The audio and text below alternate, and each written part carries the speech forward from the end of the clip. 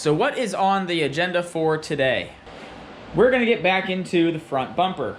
Just to give you a quick recap, when I bought the bumper, there were a couple things I didn't really like about it. It had a license plate box here, had a tow hook cover here, and that really wasn't doing me any good in the state of North Carolina. So I shaved those off, and you can see where I made the repair, right back here, running across the back side of the bumper. So overall, I was highly impressed with how that worked out. I'd never really done anything to that level before. So as I sat here looking at the bumper, I was wondering what could I do to this thing to make it a little more unique than some of the other ones that are out there on cars currently.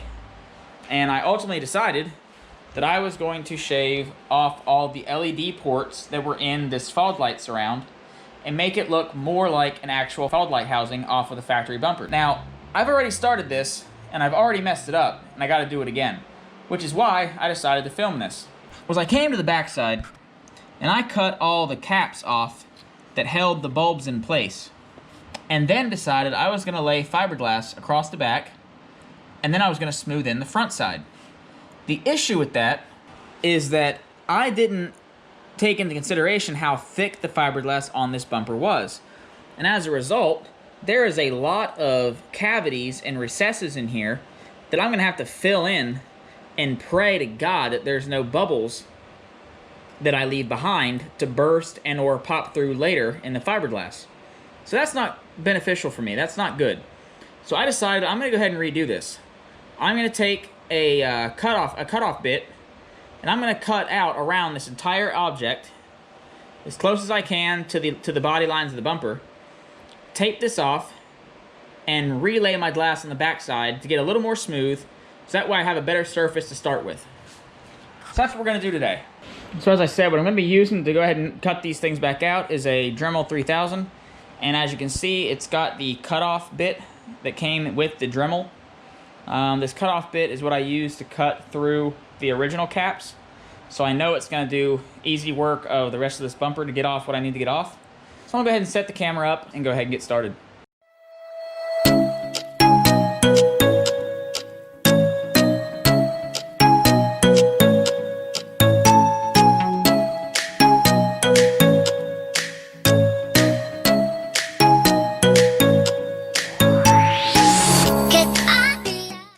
So what I ended up doing, as you saw, I trimmed it out around the edges, and then I took the Dremel with the high-speed disc, sanding disc, and I trimmed everything down as smooth as possible to the edge of this lip. So that way, when I fiberglass the backside and I bring it around this lip, I'm literally going to be building this wall back up at the bottom here. So that way, all I got to do is just blend it into the top and around these edges up here in the corner.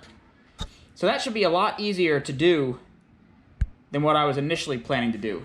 So I'm gonna go ahead and get the other side done off camera to spare you the sake of watching the same thing over again.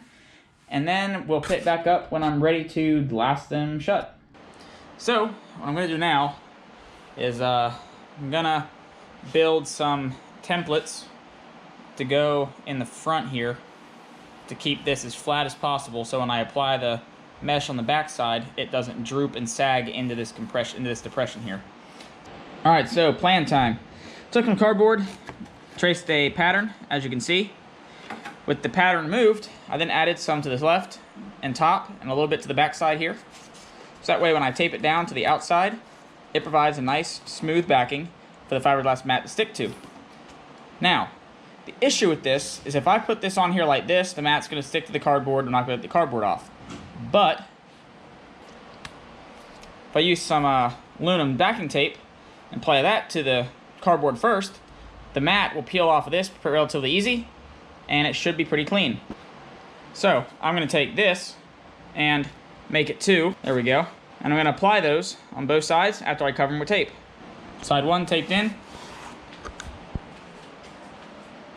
Side two taped in, and from the back side, look just like that. Everything's smooth and even around the edges, nice and flat along the inside, exactly how I need it. And the other side is exactly the same way. Smooth, even on the edges, ready for the next step.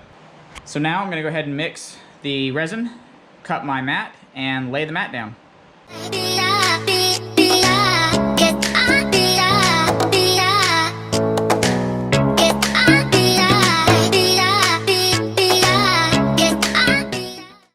Side 2 is now laid down. Everything went down smooth.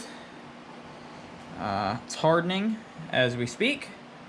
And tomorrow I'll come back out and I'll pop the mold off the back of that one and that one. And then we'll see what we got. So here's the template. Got the tape off, removed it. Everything's actually really smooth. A lot smoother than I expected it to be. Now I'm sure there's going to be a lot of low spots and imperfections that I haven't seen yet or found. But once it's sanded down, I will look at it again and give it a secondary assessment, and we'll go from there. As you can see, the templates were a big success. They pulled clean with the mat just peeling and the resin just peeling right off of them, so that was great. As for the bumper inlays, they came out real smooth. A couple low spots here and there, but nothing that a little bit of fiberglass resin jelly or short kitty hair can't fix. Once those are filled, hit it with a light coat of body filler, some glaze putty to smooth everything out, and it should be ready for primer pretty soon. As for the other side, it turned out just as clean, nice and smooth. The same couple low spots that I expected. Prep those the same way I do the other side and get them both down and primed up here probably the next day or two. So it's looking promising. Bondo glass and or kitty hair, however you'd like to call it, is laid down in spots on this side. And then to do it a little bit differently and try and test which way would be more effective, I applied it to this side in a thicker, more consistent coating, making sure to put constant pressure on the low spots to get those really fill in. I'll sand both of these down tomorrow and we'll see which one was the better idea. Back at you with another update. So after 2 layers of fiberglass on this side and sanded it down, it's all smooth and ready to go with filler probably tomorrow. Now for the other side, this is the one that I did spot coating on and only the low spots. And after I'd sanded all that down, I realized that there were some low spots that I needed to do a full skim coat. So I ultimately just went right back across this whole thing, top to bottom, left to right, with a solid coat and sanded that all down. And this was the low spot that was left over. Now before I call it a night, I do want to show you one thing that I bought at Walmart that has helped me in this process. Now if you look outside, you'll see that it is really dark out. It is currently almost 10 o'clock at night. I've never been able to work in here this late before, and the reason for that is the poor lighting that this garage had. So as you can see, the lighting output is really, really nice, and that is all because of a 4-foot LED shop light made by Hypertough that I bought for $22 at Walmart. I literally hooked it up, plugged it into an outlet, and turned it on, and it lit up the whole room. Now, I want you to go ahead and look at this, because when I turn the light off, I want you to see what I was working with before, and how much of an impact this light has.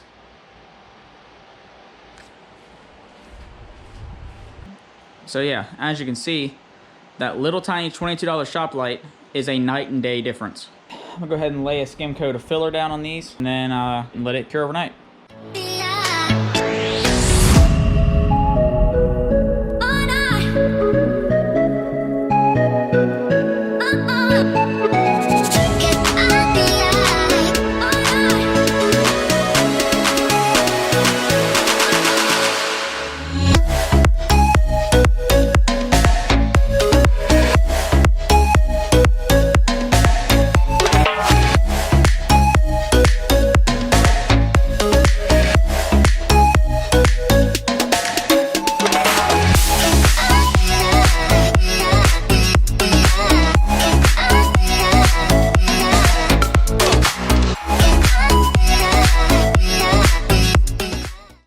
Update time. So here's the sanded down side.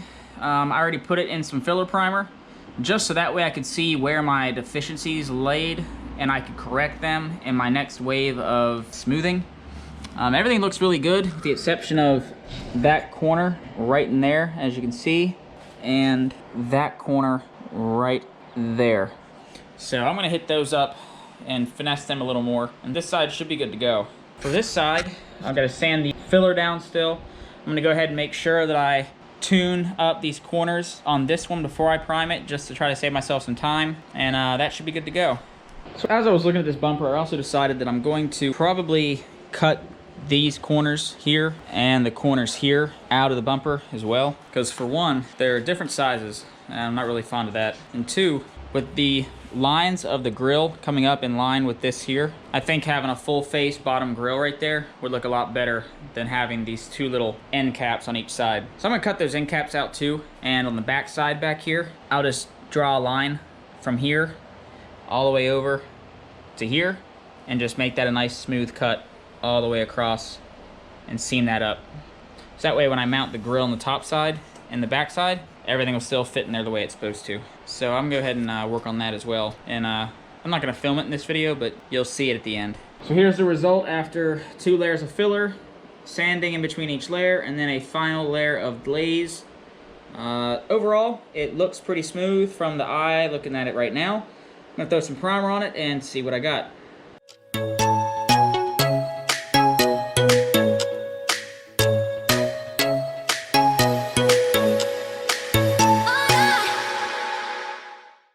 There you have it. So this completes this round of the body work on this Outcast Garage front bumper. Just like I said I was going to do, I widened the grill opening, and I got an extra piece of that custom grill that I use for the premium lower bumper, and slapped that in there, so it's going to look mighty good when it's done. And then coming around to the sides, you got the passenger side delete of the LED ports, looking really nice. And on the driver's side, you have the delete of the ports.